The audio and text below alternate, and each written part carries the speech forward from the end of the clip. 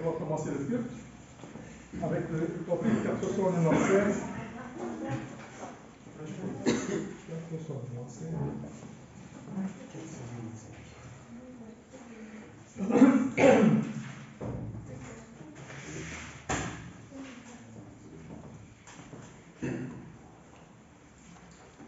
Je ne sais pas le jour où je verrai mon roi, mais je sais qu'il me veut dans sa sainte demeure. La lumière vaincra les ombres à cette heure, ce sera la gloire pour moi, ce sera la gloire pour moi, ce sera la gloire pour moi. La lumière vaincra les ombres à cette heure, ce sera la gloire pour moi.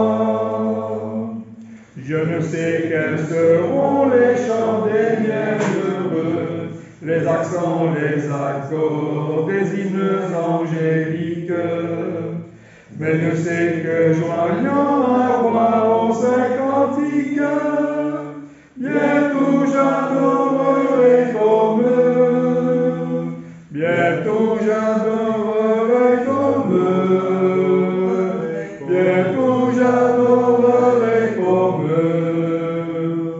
Mais je sais que joignant ma voix au saint cantique, bientôt j'adorerai comme eux. Je ne sais quel sera le palais éternel, mais je sais que mon âme y sera reconnue. Un regard de Jésus sera ma bienvenue. Pour moi s'ouvre le ciel. Pour moi s'ouvre le ciel. Pour moi s'ouvre le ciel. Un regard de Jésus sera ma bienvenue. Pour moi s'ouvre le ciel. Avant la lecture, 371.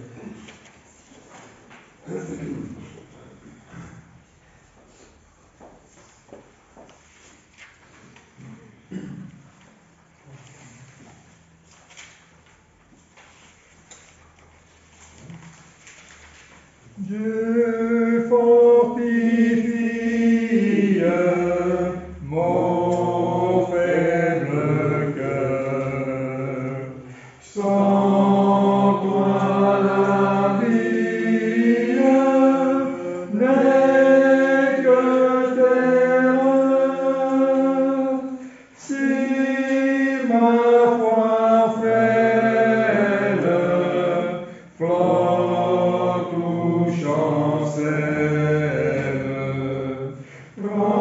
rends-moi, Seigneur, plus que vainqueur.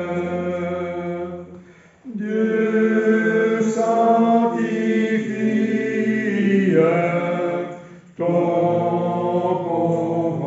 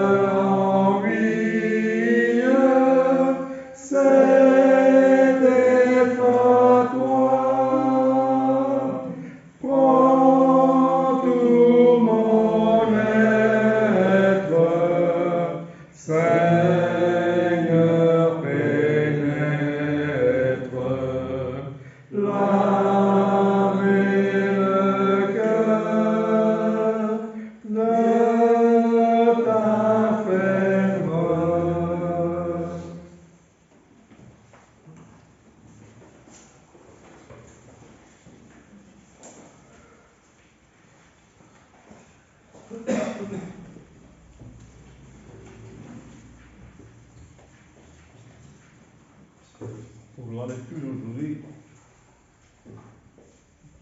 j'ai choisi 2 Thessaloniciens, chapitre 1.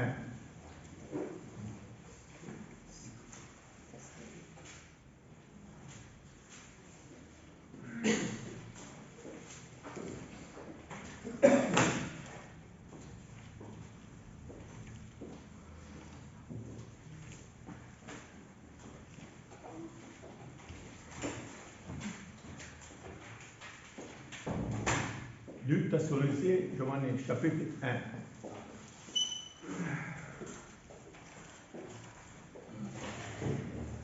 Paul à Sylvain et Timothée, à l'église des Thessaloniciens, qui est au Dieu notre Père et au Jésus-Christ le Seigneur. Que la grâce et la paix vous soient données de la part de Dieu notre Père et du Seigneur Jésus-Christ. Nous devons à votre sujet, frères, rendre continuellement grâce à Dieu. Comme cela, c'est juste parce que votre foi fait de grands progrès et que la charité de chacun de vous, tous, à l'égard de votre augmente de plus en plus. Aussi, nous glorifions, nous, de vous, dans l'Église de Dieu, à cause de votre persévérance et de votre foi, au milieu de toutes vos persécutions et des tribulations que vous avez à supporter. C'est une preuve du juste jugement de Dieu, pour que vous soyez jugés dignes du royaume de Dieu, pour laquelle vous souffrez. Car il est de la justice de Dieu de rendre l'affliction à ceux qui vous affligent et de vous donner à vous qui êtes affligés du repos avec nous. Lorsque le Seigneur Jésus apparaîtra du ciel avec les anges de sa puissance, au milieu d'une flamme de feu, pour punir ceux qui ne connaissaient pas Dieu et ceux qui n'obéissaient pas à l'évangile de notre Seigneur Jésus-Christ. Il aura pour châtiment une ruine éternelle, loin de la face du Seigneur et de la gloire de sa force.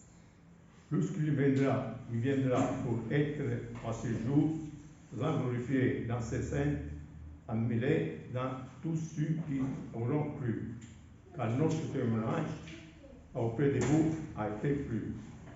C'est pourquoi aussi nous prions continuellement pour vous, afin que notre Dieu vous juge digne de la vocation et qu'il accomplisse par sa puissance tous les désirs bienveillants de sa bonté et l'œuvre de votre foi, pour que le nom de notre Seigneur soit glorifié en vous et que vous soyez glorifiés en lui, selon la grâce de notre Dieu et du Seigneur Jésus-Christ.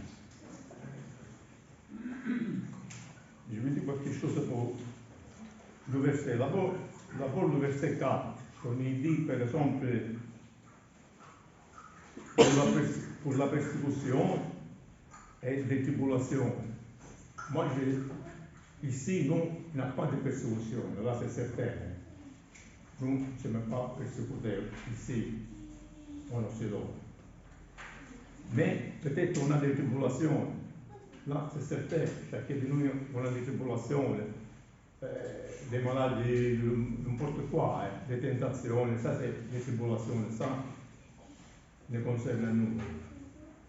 Qu'est-ce que vous pensez de ça? Pour la persécution et pour les tribulations. On doit s'estimer heureux que dans certains pays, non seulement ils sont persécutés, mais ils ont des tribulations, ils ont même des problèmes aussi personnels. Ouais. Nous, on a simplement des problèmes personnels. Dieu merci, ici, on n'est pas persécutés. Mais ça ne nous prêche pas qu'on doit prier pour ces gens-là. Toujours. Eh bien, non, c'est tout verset là. Ce qui dit, c'est que Dieu unit ceux-là qui ne met pas l'évangile et ceux-là qu'on ne croit pas et ceux-là qu'on ne connaissait pas Dieu. Ceux-là qu'on ne met pas l'évangile, moi je pense que c'est nous, ceux qui sont les chrétiens, on connaît l'évangile et on ne peut pas oublier celui qu'on ne veut pas. On connaît un peu. Il y a beaucoup de religions qui sont chrétiennes, mais moi je pense que pas nous, on ne suit pas perfectement le Nouveau Testament. Et les autres qu'on ne connaît pas dire, moi je ne crois pas que Dieu, ça c'est ma pensée, que Dieu condamne quelqu'un que l'évangile n'est pas vrai à cet homicide. Moi, je ne pense pas que Dieu condamne cette personne ici. Pourquoi? C'est vrai qu'il est écrit comme ça, et celui-là qu'on ne connaît pas Dieu. Mais des fois, il y a des versets, par exemple, comme Job. Au Job, chapitre 1, versets 31 et 33, il dit, c'est Jean-Baptiste qui parle, et il dit, moi, je ne connaissais pas, parlant de Jésus. Moi, je ne connaissais pas. Mais c'est lui qui m'a envoyé, il dit, mais je ne sais pas si c'est le même verbes, je ne connais pas les mêmes qu'ici, c'est vrai qu'on ne connaît pas Dieu. Je ne sais pas si c'est le même verbe. Pourquoi Jean-Baptiste connaissait Jésus. Seulement qu'on ne sait pas que c'était le Messie.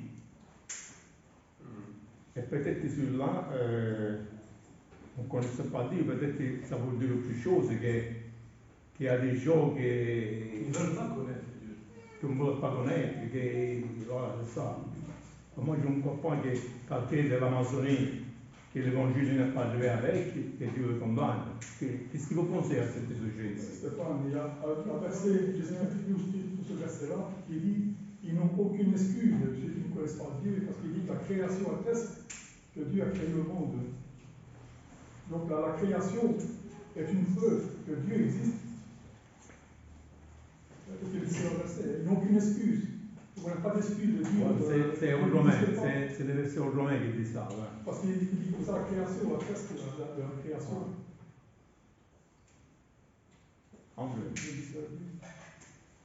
Mais moi, ça fait penser à toi, Jonas aussi, parce que le marais, à mon avis, il ne connaissait pas Dieu. C'est de reconnaître déjà. Mais moi, c'est un petit délicat parce que moi, je ne peux pas dire que. Je n'oserais pas dire, personnellement, que celui qui a au fin fond de l'Amazonie, il va connaître, il sera condamné. Moi, je ne veux pas aller jusque-là. Je ne suis pas là pour dire ça. Mais je me dis que l'histoire avec Jonas, qu'on a lu tout à l'heure, il y a quand même ces personnes-là qui, à mon avis, n'avaient pas entendu parler du vrai Dieu. Ils ne connaissaient pas peut-être les pères du truc, de l'Ancien Testament, mais déjà à partir du moment où tu reconnais, et ça c'est entre les mains de Dieu, ils n'avaient pas lu peut-être Ésaïe et les prophètes et tout ça, mais peut-être ils avaient, directement après l'épisode qui se passe sur le bateau, eh bien, c'était suffisant de reconnaître qu'il y avait un Dieu unique et puissant, un seul, qui était le Dieu que Jonas servait. Et ils offrent le sacrifice et il faut des vœux. Donc déjà le chemin il est tracé, la décision elle est tracée pour eux. C'est ce Dieu-là que je veux servir. Mais je ne crois pas qu'ils connaissaient les textes les paroles que les pères avaient. C'est un sujet très très délicat. C'était quand même des jours royaux, pourquoi il y avait des idoles. C'était des jours royaux, il y avait des idoles. Mais ils avaient pris la décision de faire un sacrifice à ce Dieu-là et de faire des vœux. Donc le chemin, la décision était prise. Comme à Athènes à l'époque, quand ils arrivaient à Athènes et qui voyaient toutes des statues là, et que chacun c'était un dieu qui priait pour. Et il dit la place là, c'est pour le dieu connu. Ouais. C'est vrai, comme dit Joseph, c'est la création qui est dans le témoignage, que Dieu existe. Il y a aussi un autre verset, et avant de la loi de Moïse, et il y avait des gens qui faisaient la loi de Dieu dans ce cœur, sans le connaître. Ouais. Il y a beaucoup de passages, il faut mettre tout ça ensemble. Ouais. Ça va. La création, enfin, ouais. Ah, Non, parce que le verset qu'on a lu avec la création en témoignage, c'est un peu comme le marin, quoi. Le miracle a rendu témoignage, mais c'est le début du chemin. Alors on va s'intéresser maintenant, ce Dieu-là, qu'est-ce qu'il dit, qu'est-ce qu'il a dit ce Dieu-là. Et nous, ça nous amène au message que Jésus est venu apporter de la part de ce Dieu-là. Donc c'est le début du chemin, quoi. Et tout au long du chemin, encore une fois, nous, on n'est pas là pour dire toi, tu es là, mais c'est vrai qu'on peut se poser des questions.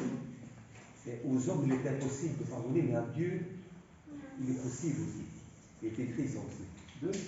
Aux hommes, il est impossible de pardonner, mais à Dieu, il est possible. Donc, c'est pas dit qu'ils ne seront pas pardonnés. Je crois qu'il faut laisser ça au terrain du Seigneur. Et Voilà, ben oui. que nous, pour que lire les services de parole. Donc, il y a Voilà, des on ne peut pas ça va aller. Bon, on va chercher le 463.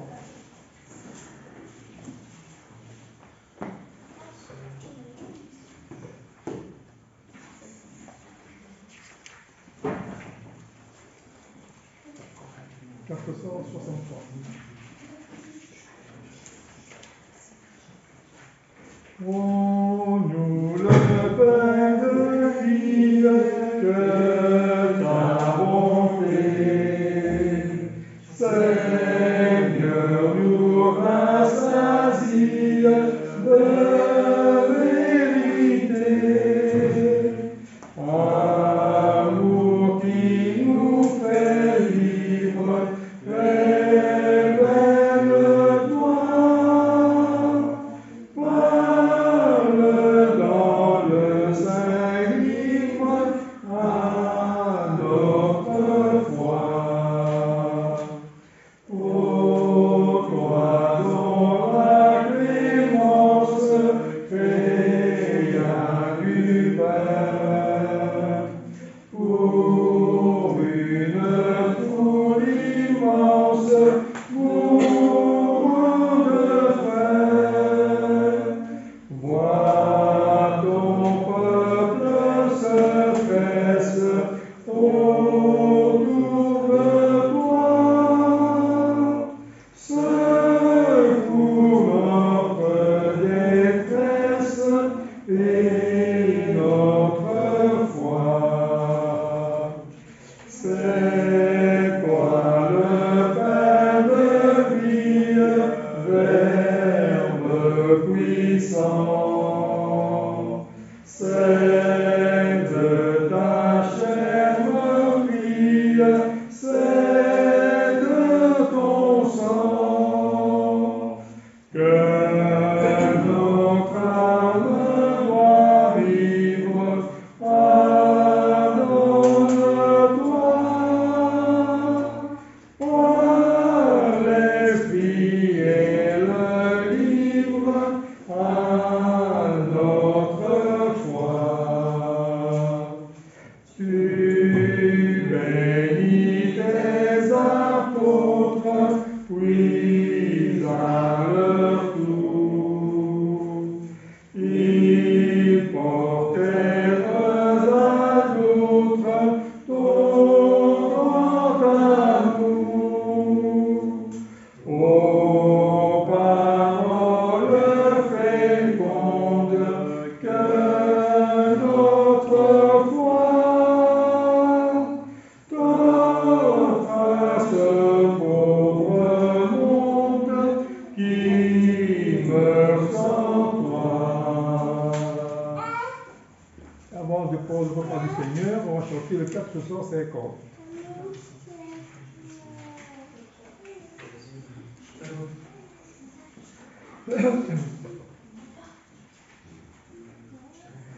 Déjà la nuit tombe, le jour est fini, la nuit est la tombe, cache l'infini.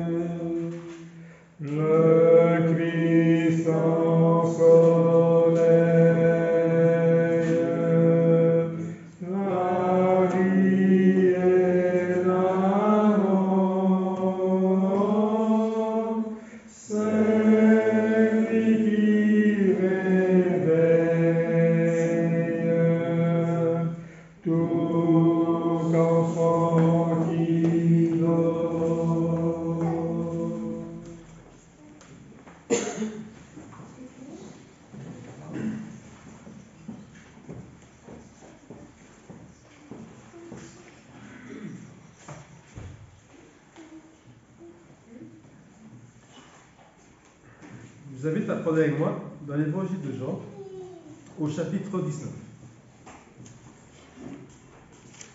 Jean 19, à partir du verset 17.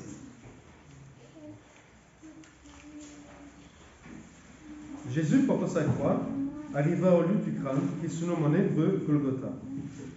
C'est là qu'il fut crucifié, et deux autres avec lui, un de chaque côté, et Jésus au milieu. Pilate fit une inscription qu'il passa sur la croix, et qui était ainsi conçue: Jésus de Nazareth, roi des Juifs. Beaucoup de Juifs lurent cette inscription parce que le lieu où Jésus fut crucifié était près de la ville. Elle est en hébreu, en grec et en latin. Les principaux sacrificateurs des Juifs dirent à Pilate: n'écris pas roi des Juifs, mais écris qu'il a dit: je suis roi des Juifs. Pilate répondit: ce que j'ai écrit, je l'ai écrit. Les soldats, après avoir crucifié Jésus, prirent ses vêtements et les en firent 4 parts, une part pour chaque soldat. Ils prirent aussi sa tunique, qui était sans couture, d'un seul tissu depuis le haut jusqu'en bas. Et ils dirent entre eux: ne la déchirons pas, mais tirons au sort à qui elle sera. Cela arriva afin que s'accomplisse cette parole de l'Écriture. Ils se sont partagés mes vêtements, et ils ont tiré au sort ma tunique. Voilà ce que firent les soldats. Près de la croix de Jésus se tenait sa mère et la sœur de sa mère, Marie, femme de Cléopas, et Marie de Magdala. Jésus, voyant sa mère, et auprès d'elle le disciple qu'il aimait, dit à sa mère: femme, voilà ton fils. Puis il dit au disciple: voilà ta mère. Et dès ce moment, le disciple-là prit chez lui. Après cela, Jésus, qui savait que tout était déjà consommé, dit: afin que l'écriture fût accomplie, j'ai soif. Il y avait là un vase plein de vinaigre. Les soldats remplirent une éponge et l'ayant fixée à une branche d'hysope, ils l'approchèrent de sa bouche. Quand Jésus prit le vinaigre, il dit: tout est accompli. Et baissant la tête, il rendit l'esprit. Dans la crainte que le corps ne restât sur la croix pendant le sabbat, car c'était la préparation, et ce jour de sabbat était un grand jour, les Juifs demandèrent à Pilate qu'on empire les jambes aux crucifiés et qu'on les enlevât. Les soldats vinrent donc et ils rompirent les jambes du premier, puis à l'autre, qui avait été crucifié avec lui. S'étant approchés de Jésus et le voyant déjà mort, ils ne le rompirent pas les jambes. Mais un des soldats lui perça le côté avec une lance. Et aussitôt, il sortit du sang et de l'eau. Celui qui a vu a rendu témoignage, et son témoignage est vrai. Et il sait qu'il dit vrai, afin que vous croyiez aussi. Ces choses sont arrivées afin que l'Écriture fût accomplie. Aucun de ces hommes ne sera brisé. Et ailleurs, l'Écriture dit encore: ils verront celui qu'ils ont percé. Après cela, Joseph d'Arimathée, qui était disciple de Jésus, mais en secret, par crainte des Juifs, demanda à Pilate la permission de prendre le corps de Jésus. Et Pilate le permit. Il vint donc et prit le corps de Jésus.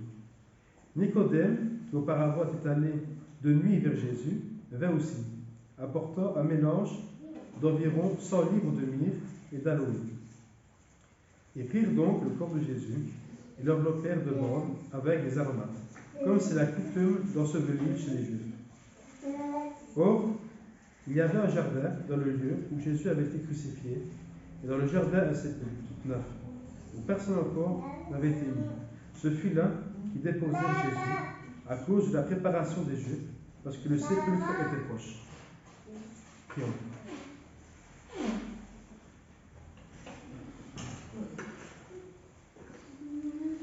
Père éternel, nous voulons, Seigneur Tout-Puissant, à travers et devant ce repas, nous rappeler ce que ton Fils a subi pour nous, Père.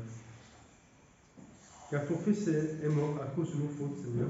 Et nous voulons, à travers ces lectures que nous avons fait, nous rappeler, Père, que ton Fils a été crucifié et a été mis au nombre des malfaiteurs, Père, jusqu'à être mis sur une croix. Nous voulons, Père, nous rappeler, Père, que c'est nos fautes qui nous portaient jusqu'à cette croix, Père. C'est à cause de nos faiblesses, à cause de notre orgueil, de notre méchanceté, Seigneur, que ton Fils a subi toutes ces choses. Malgré encore, Père, que tu nous as tant aimés, mais tu aurais ton Fils Jésus-Christ pour mourir à notre place. Merci, Seigneur, pour ce sacrifice, Père, et nous voulons, Père, nous rapprocher de toi, Père, à travers ce repas. Ici, pour ce Père que nous donne son corps, qui a été meurtri de blessures, Seigneur. Et c'est en sa mémoire, Père, que nous prenons ce Père qui est dans son corps. Merci, Seigneur, dans le nom précieux de ton Fils Jésus-Christ, nous te prions et te remercions. Amen. Amen.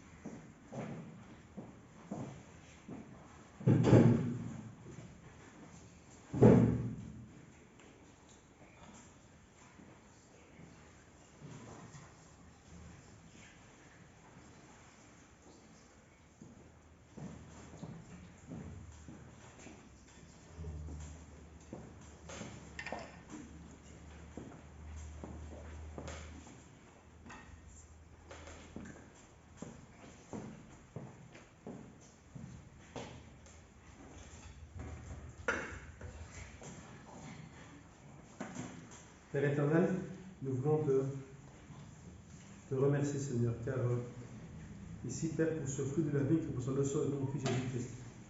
Ton Fils est mort pour chacun de nous, Seigneur. Il n'a pas été rebelle. Il n'a pas rendu coup pour coup, Père.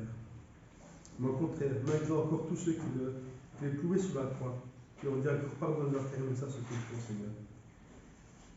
Père, que nous puissions nous rappeler de nos conséquences chaque jour que tu fais, pas seulement aujourd'hui, mais surtout aujourd'hui, mais aussi tous les autres jours que tu fais, Père. Et nous devons nous rapprocher de toi, jour après jour, à travers ce repas, nous rappeler les conséquences de nos fautes, ce qui nous aiderait aussi beaucoup à nous remettre en question, Seigneur. Mais tu nous as tant aimés, Père, que ton Fils est mort pour chacun d'entre nous. Nous voulons te dire merci, Père, pour cet acte, car il a pris notre place. Son sang a été versé pour nous, Seigneur. Nous voulons simplement te dire merci, Père. Dans le nom précieux de ton Fils, nous encore te prier, te remercier pour ce fruit de la vie qui nous présente le sang de ton Fils Jésus-Christ. Amen. Amen.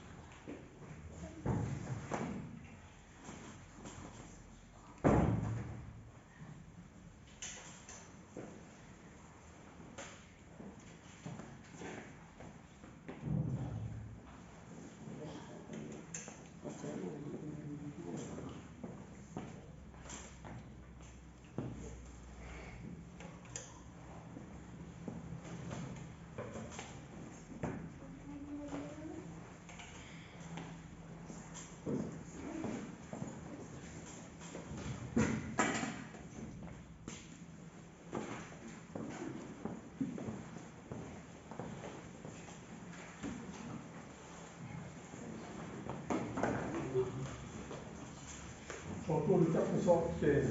415.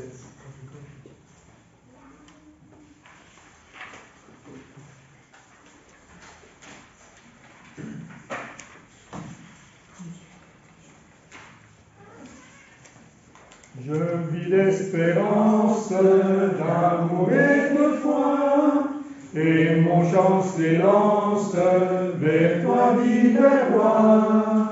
Lors de ma faiblesse, mon indignité, mais dans ta tendresse, tu m'as acheté.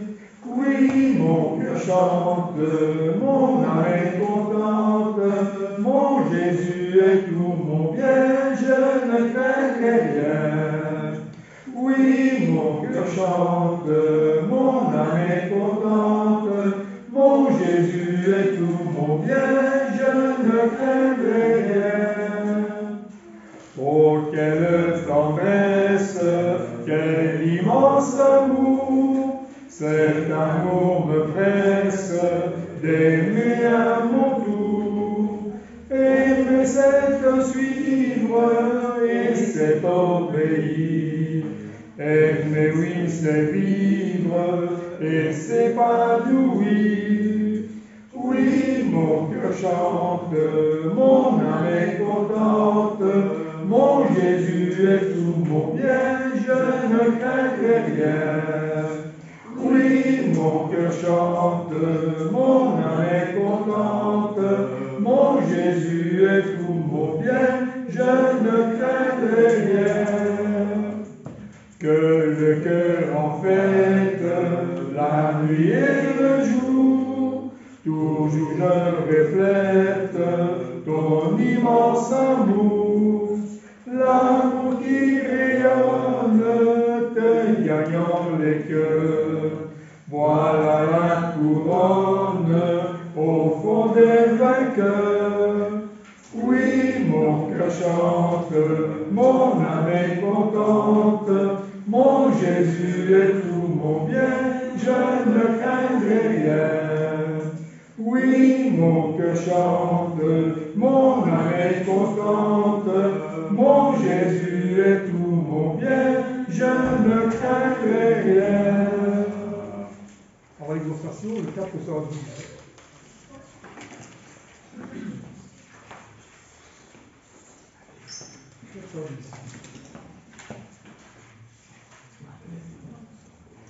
À celui qui sera vainqueur et qui me glorifie, je donnerai, dit le Seigneur, au ciel l'arbre de vie, victoire, force, honneur et louange, gloire, puissance à toi, Jésus. Un caillou blanc, un eau nouveau, et la manne cachée, lui seront donnés par l'agneau, sa promesse est scellée. Victoire, force, honneur et louange, gloire, puissance à toi, Jésus. Revêtu d'un vêtement blanc, resplendissant de gloire, sera celui qui par le sang remporta la victoire. Victoire, force, honneur et louange, gloire, puissance à toi, Jésus. avec Christ qui vaincra, s'assiera sur son trône, et de ses mains il recevra l'immortelle couronne. Victoire, force, honneur et louange, gloire, gloire, puissance à toi, Jésus.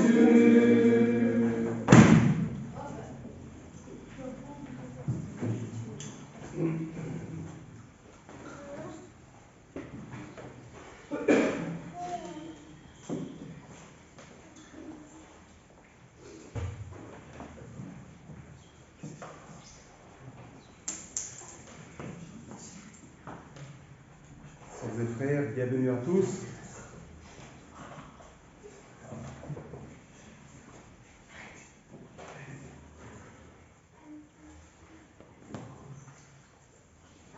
J'ai une question à vous poser.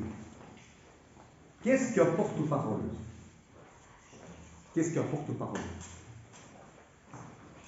C'est un homme qui représente un groupe de personnes d'une société ou n'importe quoi, et qui parle au nom d'un groupe de cette société. D'un groupe, oui. Ici, j'ai vu ça sur j'allais dire le motel, mais c'est carrément sur le dictionnaire.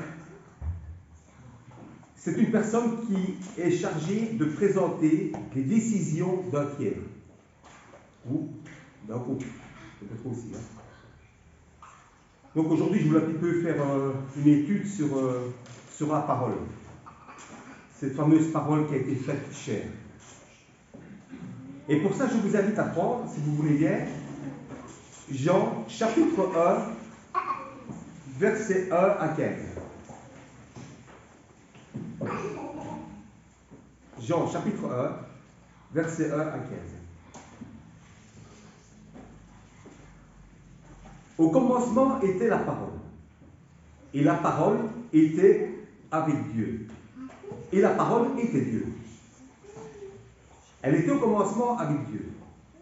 Toutes choses ont été faites par elle, et rien de ce qui a été fait n'a été fait sans elle. En elle était la vie, et la vie était la lumière des hommes.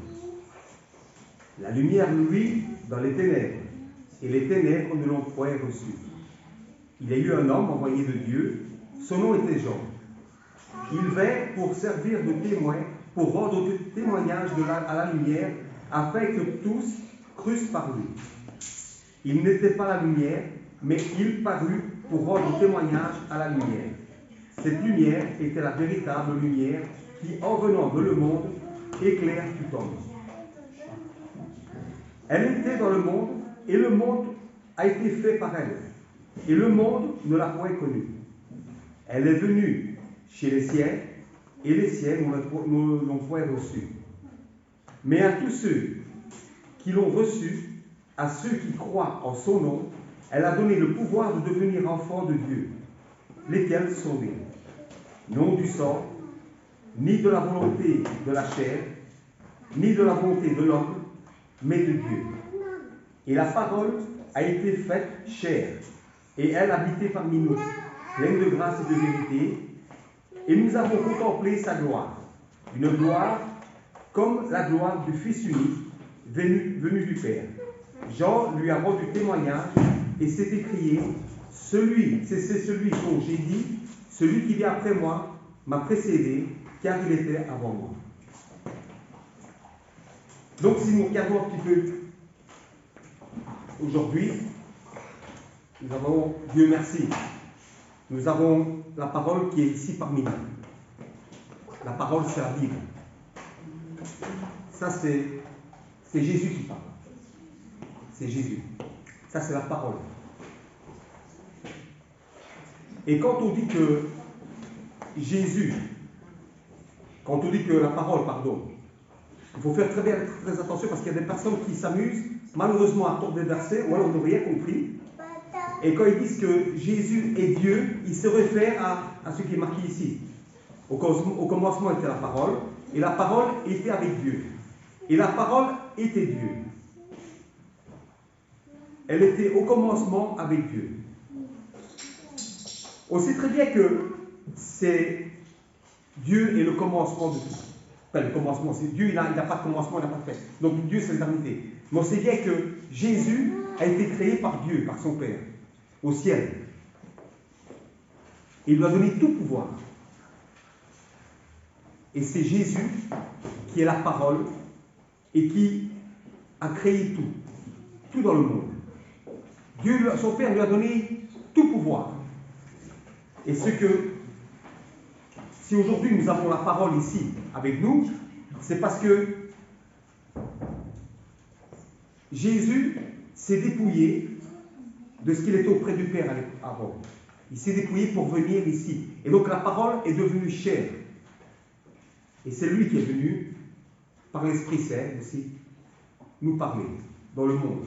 Et c'est grâce à lui qu'aujourd'hui nous sommes sauvés et que nous connaissons la parole. Sa parole.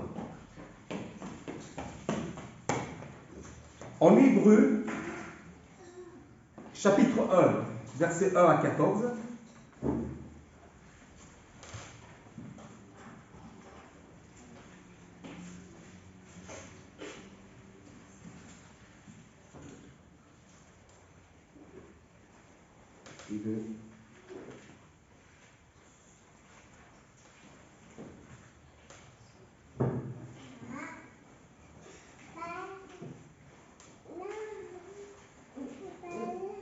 si quelqu'un l'aurait, pour peut-être le lire, Je veux lire.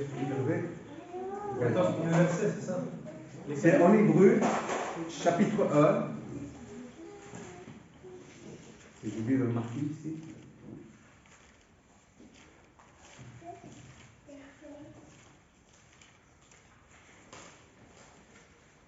Enfin, si quelqu'un là, vous pourrez le lire, oh, c'est un côté. Après avoir autrefois, et à plusieurs reprises, de plusieurs manières, parlé à nos pères par les prophètes, Dieu, dans ces derniers temps, nous a parlé pour le Fils. Il a établi héritier de toutes choses, par lequel il a aussi créé le monde. Et qui étant le reflet de sa gloire et l'entraide de sa personne, et soutenant toutes choses par sa parole puissante, a fait la purification des péchés, et s'est assis à la droite de la majesté divine, dans les lieux très hauts. Devenu d'autant supérieur aux anges, il a hérité un nom plus excellent que le leur. Car, auquel des anges, Dieu a-t-il jamais dit, tu es mon fils. Je t'ai engendré aujourd'hui, et encore, je serai pour lui un père, et il sera pour moi un fils. Et lorsqu'il introduit de nouveau dans le monde le premier-né, il dit que tous les anges de Dieu l'adorent. De plus, il dit aux anges, celui qui a fait de ses anges des vents, et de ses serviteurs une flamme de feu. Et il a dit aussi, ton trône, ô Dieu, est éternel. Le sceptre de ton règne est un sceptre d'équité. Tu aimais la justice et tu haïs l'iniquité. C'est pourquoi, ô Dieu, ton Dieu t'a oint d'une huile de joie au-dessus de tes égaux. Et encore, toi, Seigneur, tu as au commencement fondé la terre, et les cieux sont l'ouvrage de tes mains. Ils périront, mais tu subsistes. Ils vieilliront tous comme un vêtement. Tu les rouleras comme un manteau, et ils seront changés.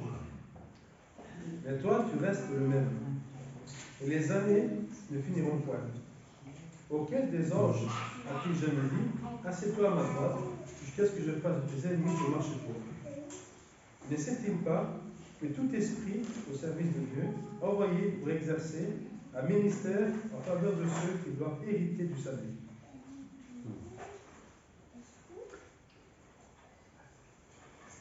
Ici, on peut parler aussi, elle vint dans un homme qu'on pouvait rencontrer chaque jour, lorsqu'il était ici-bas, et que nous verrons dans la gloire éternellement. Les évangiles de Matthieu et de Luc nous racontent comment la chose eut lieu. Mystère insondable pour tout autre que Dieu lui-même. Au lieu de parler de la naissance de Jésus, Jean nous dit ce qu'il était éternellement avant sa venue dans ce monde, avant ce qui eut un commencement. Donc il était, comme tu as dit, comme il était marqué ici, il était déjà avant les anges, dans les cieux et dans la terre. Lorsque ce fut créé, a commencé, la parole était. Au commencement était la parole. Cette parole était auprès de Dieu. Il a été homme que depuis sa naissance, alors qu'il devait chair.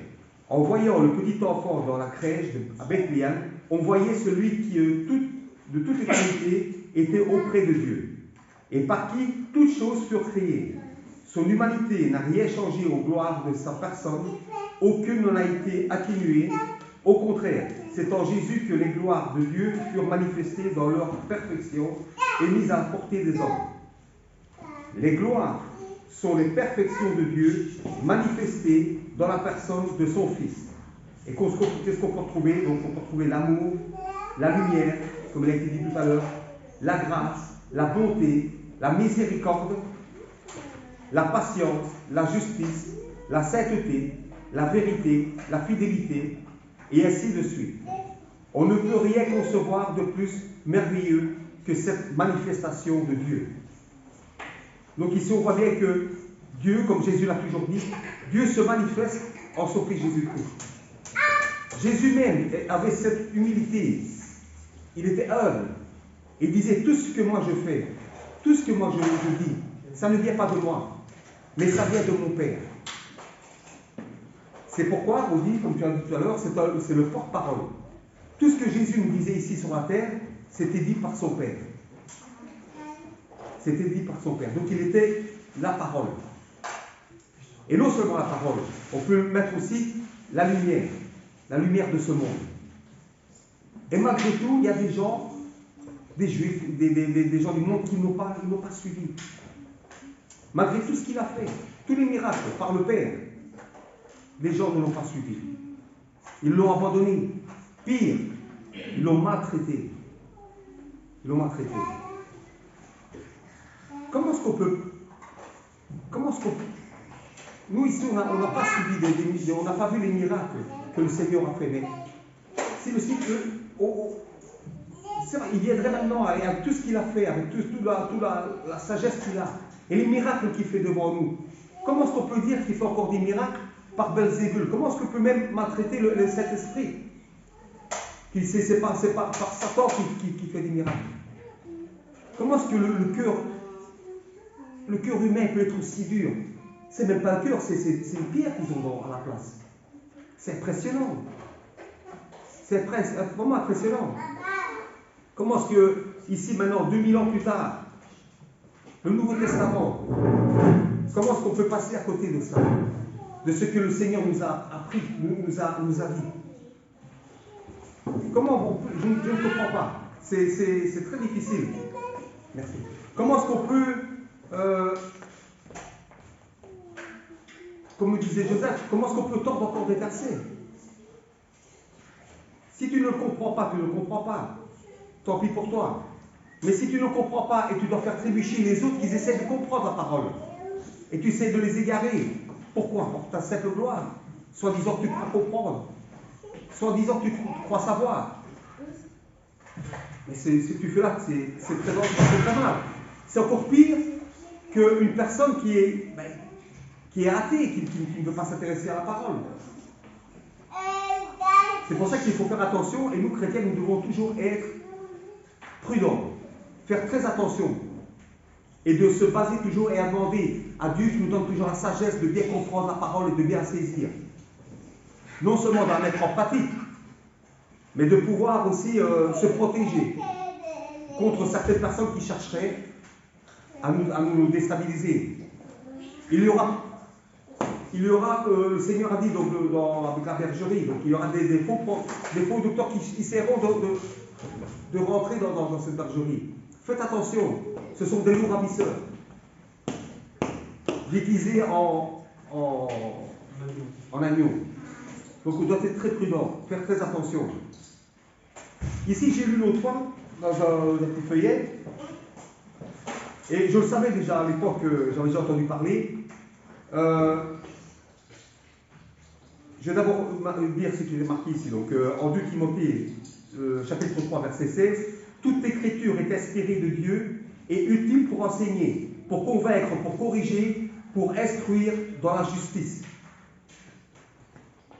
En Psaume 119, chapitre 105, il est marqué « Ta parole est une lampe à mon pied et une lumière à mon sentier. » Donc on ne peut pas maintenant refuser et être dans le déni et ne pas croire ce qu'il est écrit.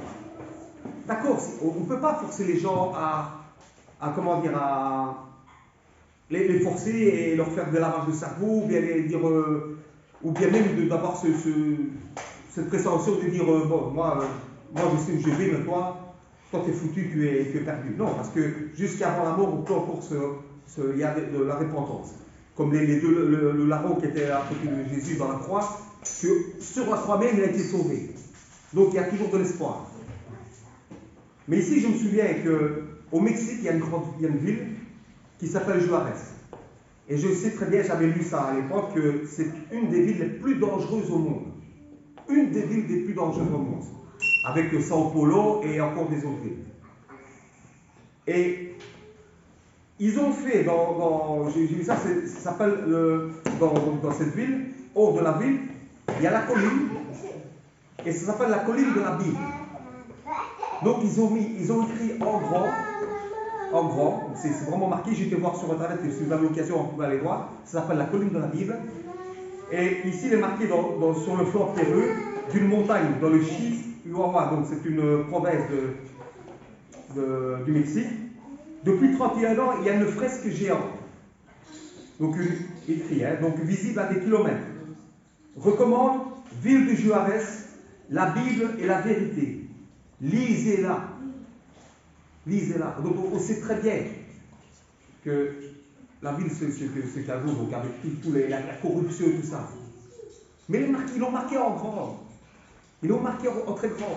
On ne peut pas passer à côté. C'est pas possible. C'est pas possible. Et donc Jésus lui-même dit, sondez les Écritures. Ce sont elles qui rendent témoignage de moi. Jean chapitre 5, verset 39. Vous avez une Bible. Vous avez donc un trésor. C'est la parole de Dieu. Lisez-la avec prière et confiance. Cherchez le Seigneur Jésus dans ses pages. Apprenez à connaître sa grâce et son amour merveilleux. Qui donc, s'il possédait un trésor, l'enterrerait sans en profiter? Il ressemblerait à cette femme retrouvée à Pompéi. Vous savez très bien qu'à Pompéi, il y a eu le Vésuve qui s'est manifesté et il y a eu beaucoup de personnes, par descendre à Pompéi, sont mortes. Ils ont été donc ensevelis par la cendre et ils sont morts. Il y a encore maintenant, ça existe, on peut aller voir. Et là, ils ont retrouvé une femme qui a été ensevelie par la cendre et elle avait dans les mains remplies de bijoux. Mais cela ne l'a pas sauvée. Donc la femme, non seulement qui s'est passée avec les cendres, elle a essayé de garder et de tenir les bijoux jusqu'au dernier moment. Elle a été ensevelie par la cendre avec les bijoux en main. Donc c'est pour dire vraiment des fois des personnes, jusqu'au dernier moment encore ils sont accrochés. Accrochés vraiment, ils croient ou que ça aille bien au trésor, ou que ça aille, même malheureusement, même à la vie. Ils pensent qu'en s'accrochant, cette personne-là, si elle savait, parce que Paul était venu peu avant, je crois, avant qu'il se passe l'histoire du Vésuve. En fait, mais si cette femme-là connaissait la parole, elle savait la parole, elle aurait jeté ses bijoux. Pourquoi ils servent ces bijoux-là? Ils ne servent à rien. Parce qu'elle sait bien ce qu'elle allait les trouver. Le trésor qui est dans le ciel. Le vrai trésor. Mais malheureusement, encore aujourd'hui, c'est comme ça. Parce que nous avons, nous chrétiens, Dieu merci, je ne peux pas dire la chance, parce que la chance, c'est pas... Mais nous avons la grâce de Dieu. Et nous avons la connaissance ici. On ne peut pas dire, je n'ai pas connu. Je ne sais pas. C'est quoi la Bible? Je ne sais pas. Non, ce n'est pas vrai. C'est le livre le plus lu dans le monde entier, c'est la Bible. Donc on ne peut pas dire qu'on ne connaît pas la Bible.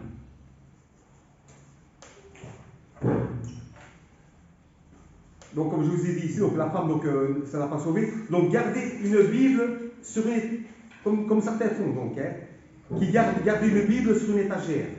aller dans des offices religieux, entendre parler de Dieu ou mener une vie honnête, tout cela ne sauve pas du jugement divin à cause de nos péchés. Ce qui sauve, c'est uniquement la foi personnelle au Fils de Dieu, mort sur la croix pour vous. C'est ça qui nous sauve. Parce qu'il y a aussi, on s'intéresse à la Bible, mais on ne fait pas ce que le Seigneur nous demande, ça ne sert à rien non plus. Autant l'apprendre et la laisser sur l'étagère, ça ne sert à rien. Parce qu'il faut donc non seulement avoir la foi, mais surtout la mettre en pratique. Et voilà, et avoir cette persévérance, et surtout reconnaître que le Seigneur Jésus est venu dans ce monde pour nous, et qu'il est le Fils de Dieu, et qu'il n'est pas Dieu, comme certains disent, que c'est Dieu qui s'est incarné en Jésus, il est venu sur la terre. Non. Jésus, c'est vrai qu'il avait des, comme on dit, on peut appeler Dieu, il était divin auprès de son Père. Mais c'est son Père qui l'a créé. Le jour où on se retrouvera au ciel, si Dieu le veut, qu'on le mérite, qu'on mérite d'aller au ciel, ce sera Jésus qui sera à côté du Père, à la droite. Il ne sera pas sur le trône du Père. Et ça, beaucoup ne comprennent pas, malheureusement. Il est encore temps de réfléchir à ce qui est écrit et à se remettre en question. Il est important. Parce qu'on n'a qu'une seule vie. Ici, on n'en a qu'une. Quand on ferme les yeux, c'est fini. Attendez, je vais vous dire parce qu'il fait un petit peu. Donc, on est suivi, c'est uniquement la foi personnelle au Fils de Dieu, mort sur la croix pour vous. Pour visiter un pays, il faut s'y promener, flâner dans les villages, s'imprégner de son atmosphère. Pour connaître Dieu et recevoir son message, il faut lire la Bible sans hâte, prendre le temps de la méditation, de méditer, pour entendre le Seigneur nous parler. Lisez la Bible, demandez à Dieu humblement, simplement qu'il se révèle à vous. Il apporte de vraies réponses à toutes nos questions. Croyez sa parole et il vous donnera la paix, la joie et un salut éternel. C'est vrai que si maintenant on s'intéresse à la Bible, il faut aussi qu'on soit tous ensemble et qu'on doit méditer tous ensemble. Parce que tout seul, on aura des difficultés à comprendre. Ce sera difficile à comprendre. C'est pourquoi nous devons tous ensemble étudier la parole. Et un frère ou une sœur, on a l'habitude de dire non, je ne crois pas que c'est comme tu dis toi, mais ce serait peut-être plutôt comme je dis moi. Mais le mieux à faire, c'est voir dans la Bible et se mettre en accord et comprendre tous les deux. Et le Saint-Esprit, il sait qu'ensemble, on va chercher à comprendre, à discerner la parole. Et l'Esprit sert à nous aider. Il va nous aider à mieux saisir la parole.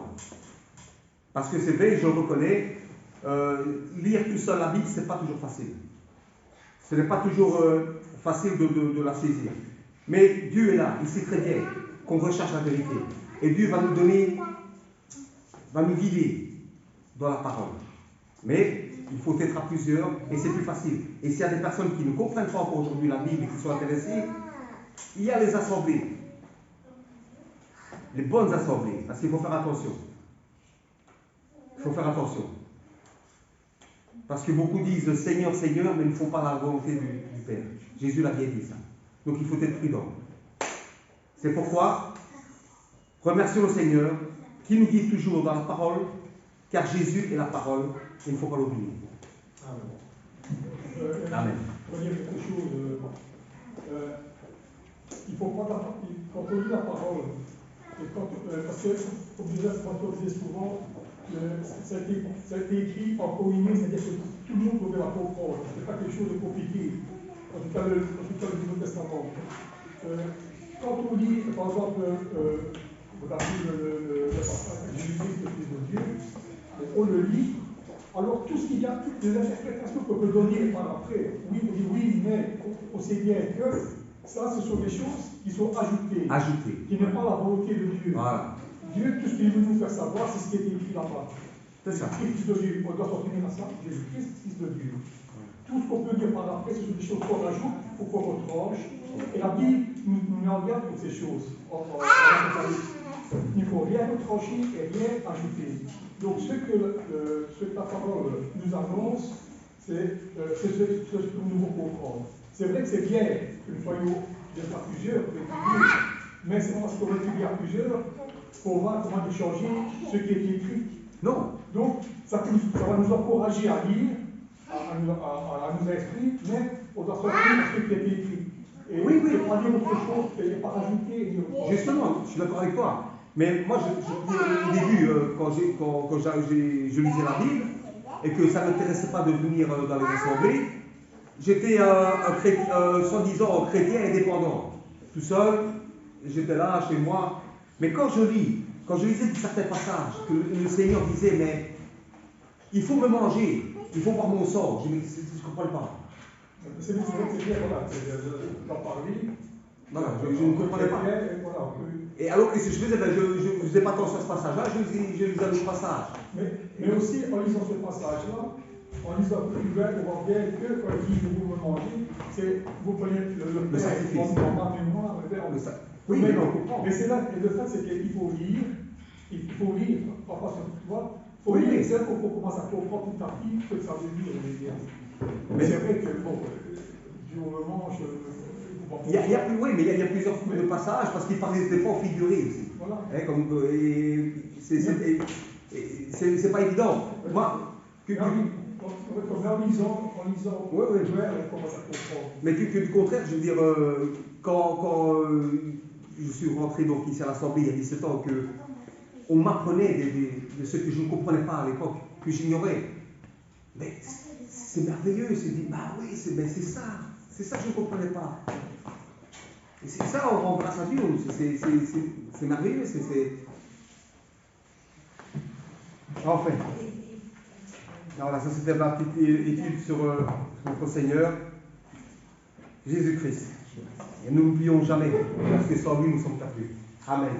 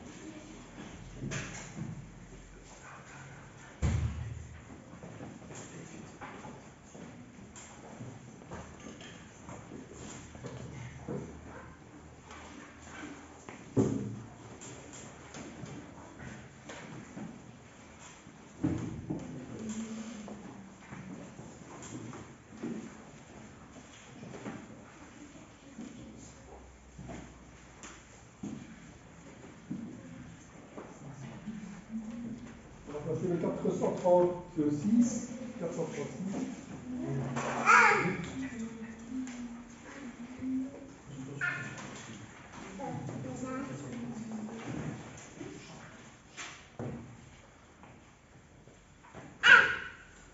Béni soit le lien qui nous unit en Christ, le saint l'amour divin que verse en nous l'Esprit. Au ciel vers notre Dieu, avec joie et ferveur, s'élève nos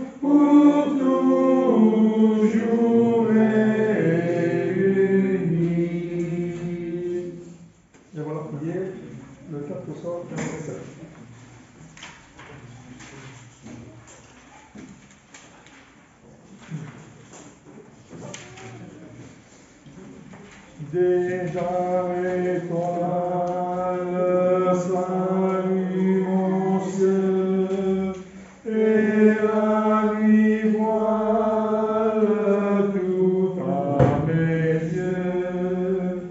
Mes tendres pères, quand tout s'endort, dans ta lumière je suis encore. Cette journée qui déjà meurt, je l'ai donnée à toi, Seigneur.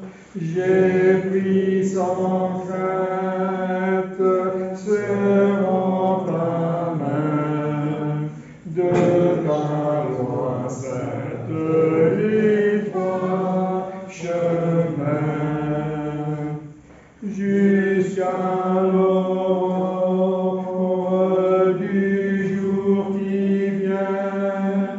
Oh, sois encore mon surgardien, et jusqu'à l'heure de mon départ, Jésus demeure mon seul rempart.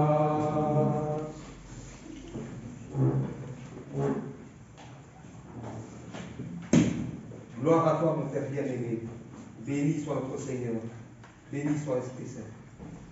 Père Tout-Puissant, nous te rendons grâce et nous te remercions.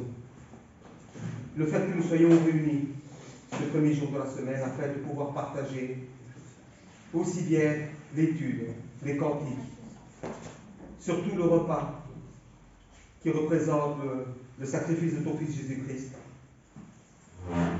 et également cette étude sur ta parole, notre Père. Nous te remercions encore le fait que tu nous as fait venir dans ce monde, tu as permis à ton Fils de venir dans ce monde, afin de nous réunir et de nous aider, notre Père, à trouver cette porte étroite, ce chemin étroit, notre Père, qui, en l'espérant avec persévérance, un jour nous serons près de toi, avec ton Fils à ta droite. Il est vrai que nous avons encore beaucoup de travail, notre Père. Si nous devons montrer notre carte de chrétien, nous devons encore nous devons grandir dans ta parole, dans ta sainte parole, notre Père. C'est pourquoi nous te demandons également de nous donner la sagesse de toujours bien maîtriser ta parole, de la connaître, notre Père, afin que nous puissions la partager sans faute, et ainsi que de nous protéger contre les personnes qui cherchent à nous déstabiliser de ta parole. Nous te rendons encore grâce, notre Père. Nous te remercions pour la grâce que tu nous donnes. Nous te prions pour nos frères et sœurs qui ne sont pas là. Tu connais les soucis de chacun. Nous pensons aussi à notre sœur Hélène, à notre sœur Conforte, afin que tu puisses l'aider. Nous te prions également pour notre frère Brent. Nous te prions également pour notre frère Salvatore. Et également pour notre frère Richard, qui, nous l'espérons, sera auprès de nous la semaine prochaine. Merci pour tout, notre Père. Nous te prions également pour mon cousin, afin que tu puisses l'aider, que tu puisses guider les mains des chirurgiens, notre Père. Merci pour tout, notre Père. Et c'est au nom de ton Fils glorieux que nous te prions et remercions. Amen. Amen.